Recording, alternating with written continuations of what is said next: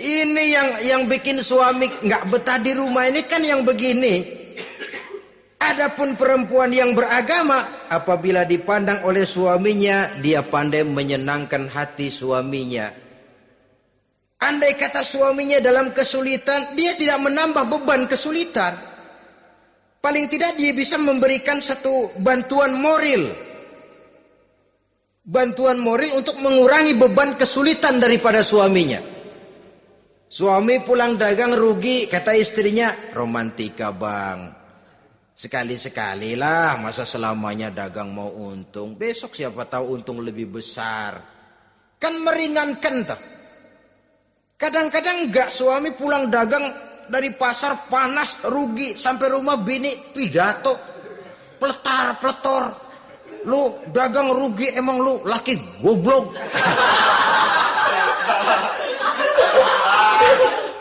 Sudahlah di pasar rugi, di rumah digoblok-goblokin.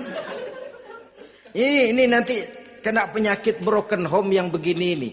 Padahal kesuksesan di kantor, kesuksesan di pasar, kesuksesan di medan tugas selalu dimulai dari kesuksesan dan ketenangan dari rumah tangga. Dia berhias untuk kepentingan suaminya, tidak terlalu berlebihan. Dan suaminya pun pandai menghargai istrinya dengan kata-kata yang menimbulkan gairah dan semangat. Melihat istrinya bersorak, kamu makin cantik saja. Jangan juga kadang-kadang suami ketus. Ngelihat daksu pulang kantor, lihat suaminya, istrinya dandan rapi. Tumben lu mau bekasin apa? Mau bekasin katanya. Artinya apa ini? Pandai mengembirakan, bisa tenggang rasa, bisa berbagi rasa. Sehingga suami merasa ada tempat dia bertukar pikiran, ada tempat dia membicarakan persoalan. Dialog dalam kehidupan berumah tangga itu sangat diperlukan. Iza ra'aitaha sarratka, kalau dipandang dia sanggup mengembirakan kamu. Dikasih uang 500 senyum, 5.000 pun ketawa. Menggembirakan. Dia bisa taruh kata hatinya kesel, tapi mulutnya senyum. Nah ini yang sulit ini. Senyum tapi kesel, kesel tapi senyum. Kadang-kadang istri itu kan kalau sudah kesel, suami pulang gak bisa dia menyembunyikan kekesalannya. Dari jauh suami sudah lihat ini yang nyambut, ini bemo ini. Udah monyong serem. Saudara hadirin yang saya hormati, yang kedua, bila diperintah dia taat. Ini pengaruh agama. Sehingga Nabi mengatakan, "Lau amartu li ahadin ayyasjuda ila ghairiha, la amartul mar'ata litasjuda ila zawjiha likibari haqqihi 'alaiha." Andai kata saja boleh aku memerintahkan manusia untuk sujud kepada sesama manusia, pastilah aku perintahkan perempuan untuk sujud kepada suaminya. Kenapa? Karena besar hak suaminya kepada dirinya. Untung sujud kepada manusia tidak boleh. Andai kata boleh, perempuan disuruh sujud sama suaminya. Ini tidak perlu sampai sujud, cium tangan saja minta ridho suami. Kadang-kadang perempuan sekarang berat. Paling banter setahun sekali lebaran doang. Laki pulang sembahyang tubruk, cium tangan, minta redo, nangis segala macam. 3 hari habis lebaran beras habis, monyong aja lagi.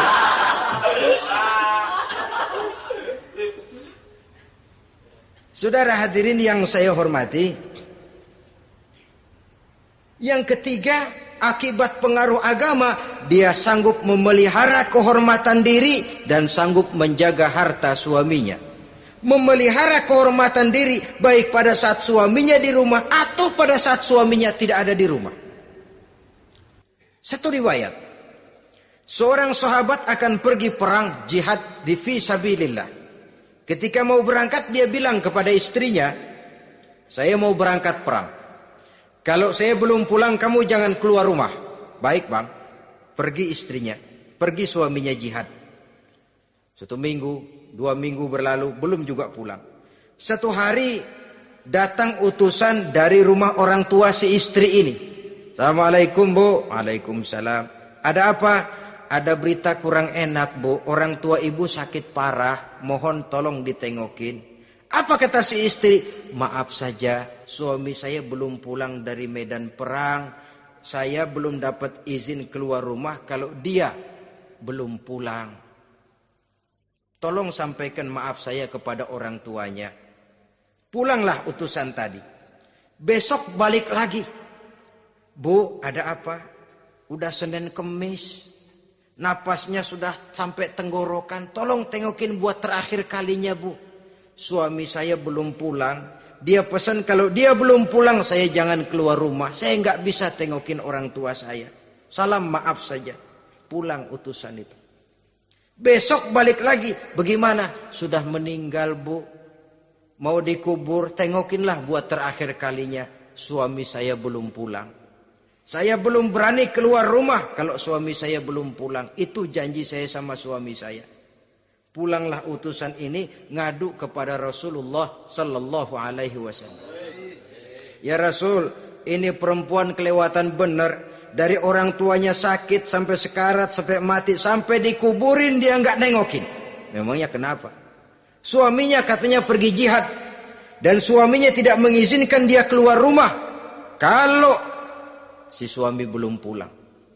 Apa jawab Rasul? Marahkah beliau? Tidak, beliau senyum. Apa katanya? Dosa orang tua yang meninggal ini telah diampuni oleh Allah karena dia punya anak perempuan yang begitu taat kepada suaminya. Allahu Akbar. Dosa orang tua yang sudah meninggal itu diampuni oleh Allah karena dia punya anak perempuan yang begitu taat kepada suaminya. Ketaatannya kepada suaminya menyebabkan dosa orang tuanya diampuni oleh Allah Subhanahu wa taala. Suami pergi jihad, orang tua sakit keras, tidak berani dia keluar rumah. Itu tandanya bisa menjaga kehormatan diri. Kalaupun satu saat suaminya manggil, bu, tolong ambilin uang di dompet. Dompetnya dibawa, bang, ambil saja sendirilah, nanti salah ambil lagi saya. Kadang-kadang enggak, suaminya pergi mandi, dompet berantakan. Saudara hadirin yang saya hormati, ini motivasi agama. Jadi kecantikan zahir yang diimbangi dengan kecantikan batin oleh karena pengaruh agama tadi.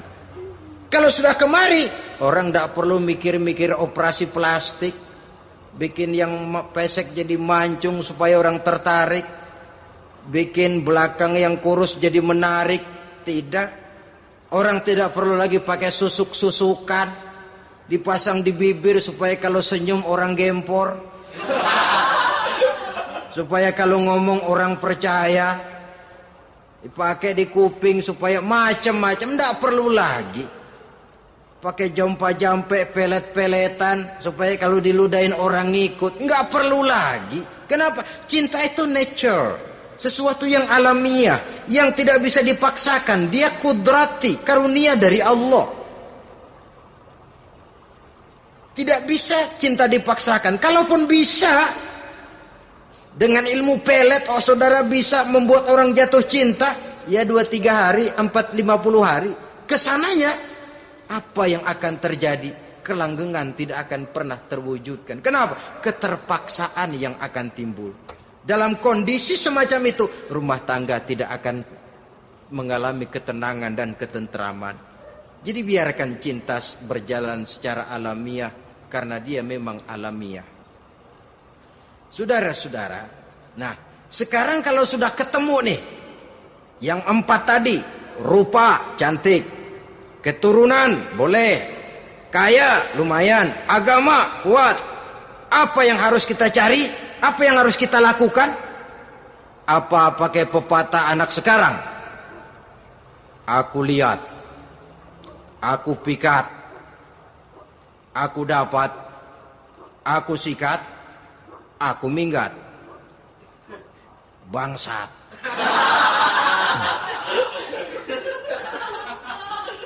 Itu kan ada moto cinta kilat begitu tuh. Cinta kilat katanya. Aku lihat, aku pikat, aku dapat, aku sikat, aku minggat. Bangsat. Atau kita harus hanyut dalam arus free love, free sex, summon living, eksperimen dulu?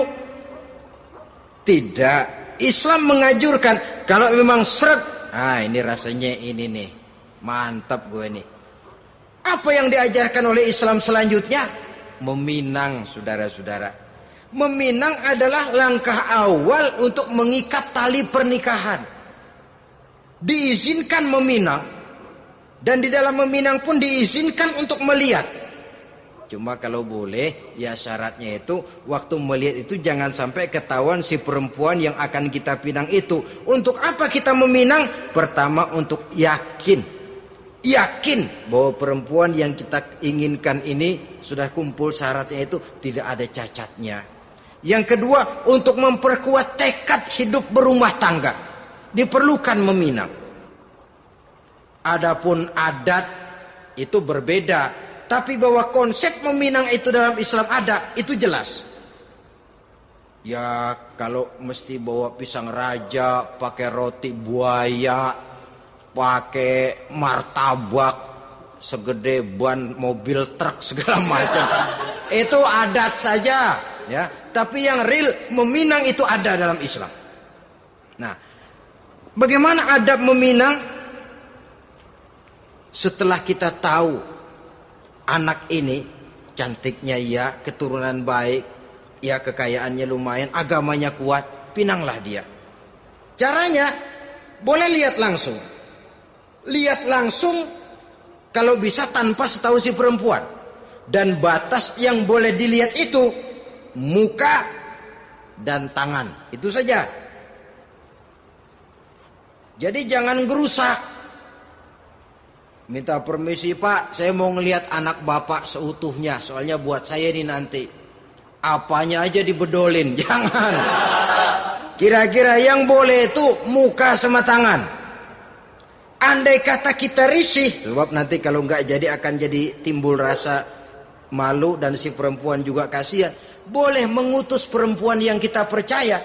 Coba kau ke sana, lihat kondisinya yang sebenarnya bagaimana.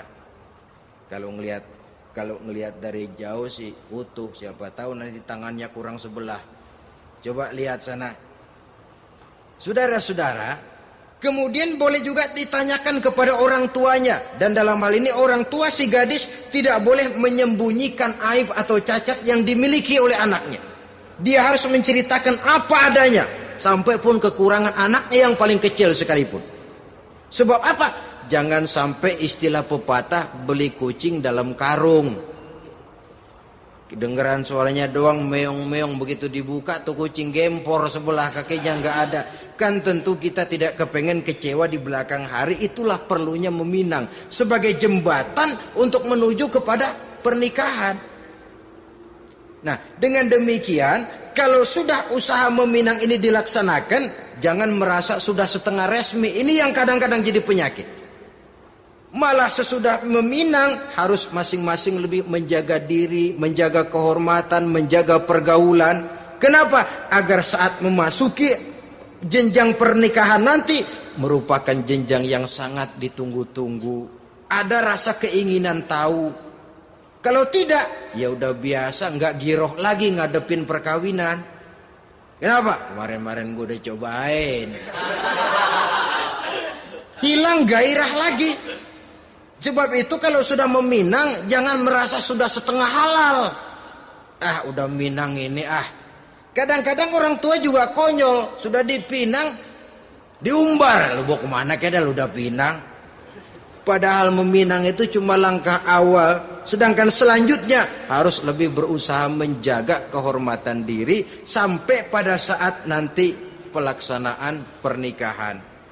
Nah, saudara-saudara, terutama adik-adik remaja dan para pemuda, walaupun agak sekilas memang karena terbatasnya waktu pada pertemuan ini, mudah-mudahan bisa memberikan gambaran yang sepintas tentang bagaimana sebaiknya kita memilih jodoh di dalam membina rumah tangga yang bahagia. Semoga ada manfaatnya.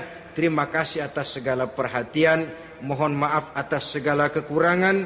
Usikum wa nafsi bitaqwallah. Wassalamualaikum warahmatullahi wabarakatuh.